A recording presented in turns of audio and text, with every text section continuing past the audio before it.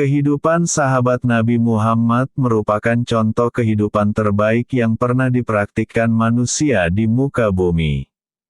Siang hari mereka ibarat seekor singa, malam hari bagaikan seorang abid ahli ibadah. Waktu siang mereka jalani dengan kerja keras, baik sebagai pedagang, peternak, atau petani. Sedangkan sebagian besar malam mereka habiskan untuk bersimpuh di hadapan Allah. Interaksi langsung para sahabat dengan Rasulullah telah membentuk kepribadian positif dalam diri mereka yang layak dijadikan teladan bagi generasi selanjutnya. Sikap positif para sahabat tersebut, di antaranya, dapat kita dengar dari kisah ini.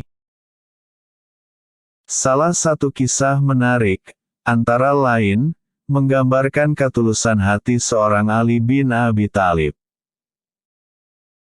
Pada suatu hari, saat pulang ke rumah, Ali menemui istrinya Fatimah dan berkata, "Adakah makanan untuk hari ini?" Istrinya menjawab, "Kita tidak memiliki makanan, kecuali uang 6 dirham untuk persediaan makan Hasan dan Husain." Ali lantas berkata, "Berikanlah uang itu kepada saya dan biarkan saya yang membelikan makanan." Ali lalu pamit keluar rumah untuk membeli makanan. Di tengah perjalanan, Ali justru menyerahkan uang 6 dirham kepada orang lain yang juga membutuhkan uang. Ali pun tidak jadi berbelanja dan kembali ke rumahnya tanpa membawa secuil makanan untuk kedua putranya. Setelah kejadian di atas, Ali meminta izin istrinya menemui Rasulullah untuk menceritakan peristiwa yang baru dialaminya.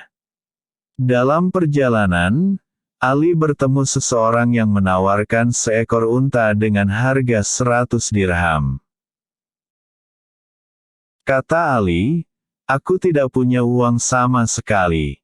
Orang itu menawarkan kembali, "Tidak apa-apa, juallah unta ini selakunya, engkau bisa bayar belakangan."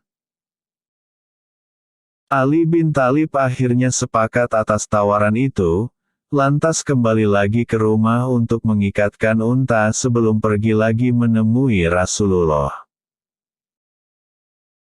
Dalam perjalanan pulang ke rumah, Ali menemui seseorang yang berminat membeli unta tersebut seharga 300 dirham.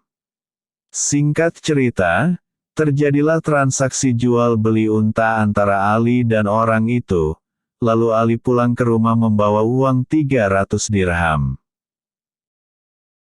Setibanya di rumah, usai menceritakan apa yang terjadi, Ali menitipkan uang 200 dirham kepada Fatimah dan membawa 100 dirham untuk membayar utang kepada si pemilik unta. Akan tetapi, saat menemui Rasulullah, beliau mengatakan bahwa orang yang menjual unta ke Ali adalah malaikat Jibril, sedangkan pembelinya adalah malaikat Mikail. Karena penasaran Ali bertanya, "Lantas ke siapakah saya harus membayar utang 100 dirham?" Jawab Nabi, "Itu semua rizkimu karena keikhlasanmu mengeluarkan sedekah." Begitulah salah satu teladan yang ditunjukkan sahabat Ali bin Abi Thalib.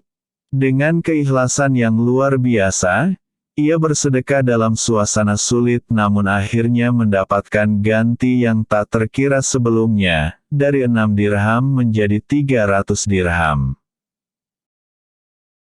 Selain kisah tadi, ada spirit kesederhanaan dari sosok Umar bin Khattab. Saat beliau sedang asyik makan roti, datanglah Utbah bin Abi Farkat. Utbah pun beliau persilakan masuk sekaligus diajak ikut makan roti bersama. Roti itu ternyata terlalu keras sehingga Utbah tampak agak kesulitan mengunyahnya. Roti yang dimakan Khalifah Umar sebetulnya hendak menunjukkan empati kepada rakyatnya yang tidak mampu membeli tepung roti dengan kualitas yang baik. Begitu banyak keteladanan yang menegaskan bahwa beribadah tidak melulu berupa salat, puasa, zakat, haji, jihad dan ibadah-ibadah ritual lainnya. Beribadah dalam Islam bisa berwujud kesederhanaan, ketulusan berbagi, menghormati yang lebih tua dan menyayangi yang lebih muda, atau sekedar senyuman kepada sesama.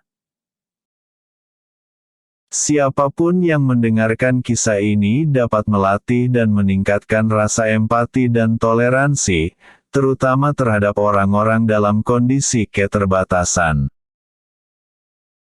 Para sahabat Rasulullah telah mencontohkan model keberagamaan yang tidak terbatas pada ajaran formal ritual saja, namun juga harus ditampakkan dalam bentuk interaksi positif dengan sesama.